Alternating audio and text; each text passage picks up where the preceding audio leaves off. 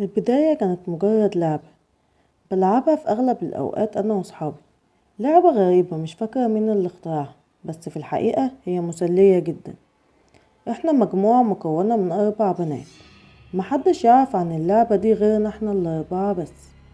اللعبة عبارة عن اننا بنختار ضحية من برا المجموعة وبنبدأ نلعب معاها اللعبة عبارة عن اننا بنبعت رسايل للضحية وبنستدرجها وبنهددها بالقتل، وبنبدأ نقول لها معلومات محدش يعرفها غير القريبين منها، وده طبعا برقم تليفون برايفت، والصوت بيتحول لصوت تخين ومرعب.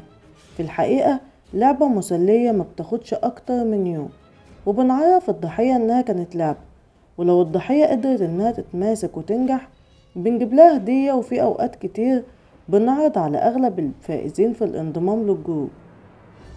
فكرة اللعب ما كانتش من مدة، لا كل ده حصل في أقل من شهرين، وبقيت مدمنة ليها جدا.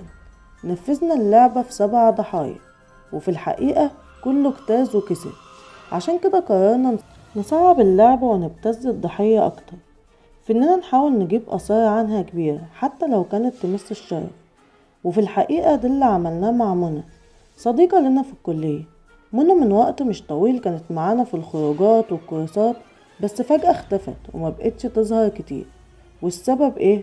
انها غلطت مع شخص بدون ذكر اسماء، ومحدش يعرف السر ده غير صاحبتها سالي اللي هي موجودة معانا في الجروب.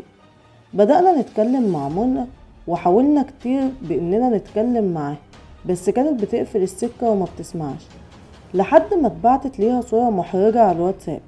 ردت بعدها بخوف من ان الصورة تنتشر. بدأنا نبتزها في الاول، وبعدها طلبنا منها اول طلب ولازم تنفذه، هو انها تجرح نفسها في ايديها. الفيديو كان صعب وهي بتقطع ايديها بالسكين، بس في حالة من الاستمتاع والسيطرة على الشخص اللي قدامك. وقت عدى وفات اكتر من ساعتين من الاوامر والطلبات اللي كلها اتنفذت. كل واحدة فينا رجعت للبيت. في الليلة دي حلمت حلم مش فاكراه قوي حاجة منه، بس اللي قادرة افتكره هو ان كنت في غرفة ما فيهاش نور خالص، وفي صوت عياط. ايوه الصوت ده قادرة اميزه، ده صوت عياط منى، نفس الصوت ونفس النبرة. الصوت بيقرب اكتر، حاسة برعشة وبرودة في جسمي. الصوت قرب لدرجة اني بقيت حاسة انه وراي. فتحت عيني بعد صرخة منى، وانتفضت منى من على السرير ووقعت على الارض. حاولت اهدى واطمن نفسي انه مجرد حلم. مسكت التليفون، فضول مني ادخل على المسجات اللي اتبعتت لمنى. في شيء غريب في الشات، في رسايل مبعوثة من الرقم الموجود معانا، ورسايل تانية من منى، وفي فيديو. بفتح الفيديو، منى واقفة قدام الكاميرا بتعيط، ماسكة ورقة في ايديها مكتوب فيها وداعا. في لحظة اقل من الثانية منى قربت من الشباك وفجأة نطت بدون اي مقدمات او تردد. الفيديو صعب، جسمي كله بقى بيرتعش، حاسة بخوف، خوف كبير قوي جوايا. بطلع فوق في الشات عشان اشوف رسالة صوتية مبعوثة. الصوت اللي بيتكلم غريب غريب قوي لدرجة انه مخيف. مش ده الصوت نهائي اللي بنستخدمه في اللعب، الصوت كأنه حقيقي. الرسالة بيقول فيها انه بيطلب من منى الانتحار، وإلا الصور هتتبعت لأهلها وهتنزل على النت. لحظة من الصمت ومش قادرة استوعب حاجة، حاسة اني بحلم. ايوه انا بحلم، اللعبة اتحولت فجأة لجحيم. تليفوني بيرن، ده سالي. برد بخوف. سالي صوتها خوفني اكتر، صوتها كان خايف من حاجة، بتسألني ان كنت انا اللي بعت رسالة لمنى، لان كل الجروب بيقول ان مفيش حد مننا بعت حاجة. قفلت التليفون ورجعت مرة تانية لسريري. فات ساعات كتير وانا مش قادرة اتحرك، حاسة ان في اي وقت الشقة هتخبط والبوليس هيكون موجود. تليفوني رن، بس المرة دي رسالة من سالي مكتوب فيها لازم نتقابل في المكان ده دلوقتي.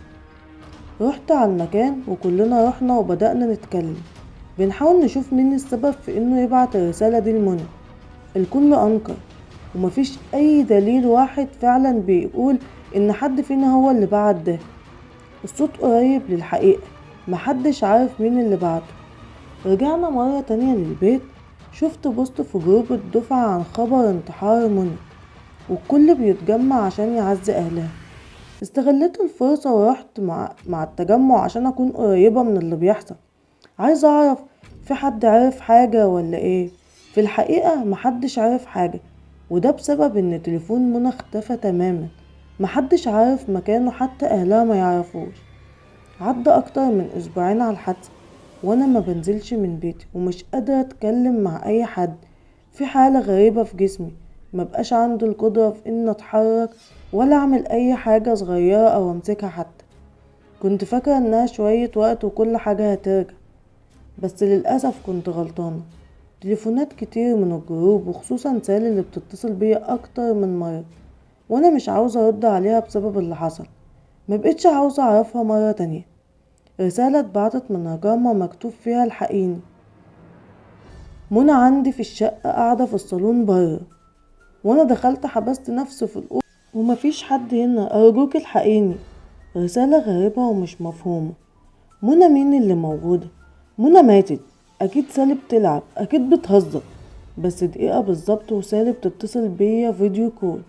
الفيديو اجبرني ان ارد عليها. سالي منهارة من العياط وبتحاول تتكلم بهدوء، مش فاهمة حاجة من صوتها بسبب ان في صوت خبط قوي جاي من عندها. الصوت بيقرب اكتر ليها. فجأة التليفون وقع من ايدها. سمعت صوت صريخها. التليفون وقع بس مش قادرة اشوف حاجة. انا شايفة رجلين حد بيتحرك، رجلين طويلة واطراف الصوابع اكتر. صوت صريخ اختفى تماما والصمت لثواني، وبعدها شايفة كاميرا التليفون بتتحرك. في حد مسك التليفون، اكيد سالي. الكاميرا جايبة وش حد تاني.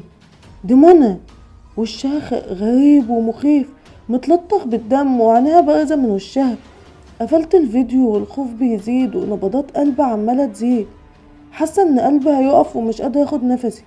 صوت رسالة تانية جاي من سالي.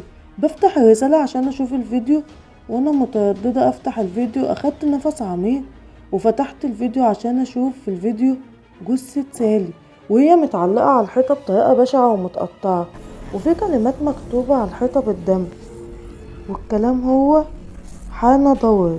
الفيديو لسه مخلص. ده في جثتين تانيين على الارض، دول البنتين الموجودين معانا في الجروب. الموضوع بقى مرعب، مش عارفة اعمل ايه. مفيش حل غير ان اروح للبوليس وهو يتصرف. لا البوليس هيعرف اننا السبب في قتل منى. مفيش وقت غير ان اكتب كل حاجة حصلت ليا في الفترة الاخيرة. يمكن اي حد يعرف سبب موتي او اختفائي. حاسة بشيء غريب. البيت اول مرة احس بسكوت وصمت زي دلوقتي. البيت صامت تماما. في حاجة غريبة في الاضاءة. النور بيقل واللمبة بترتعش.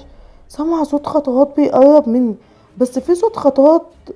ده صوت عياط، نفس الصوت اللي سمعته في الحلم. ده صوت عياط منى. الصوت بيقرب. في حد بيحاول يفتح الباب عليا. الورقة دي لقيتها وانا بحاول استكشف المكان الغريب ده.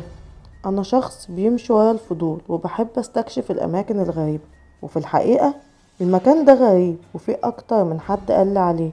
وهو عبارة عن نفق قديم قريب من الطريق الزراعي.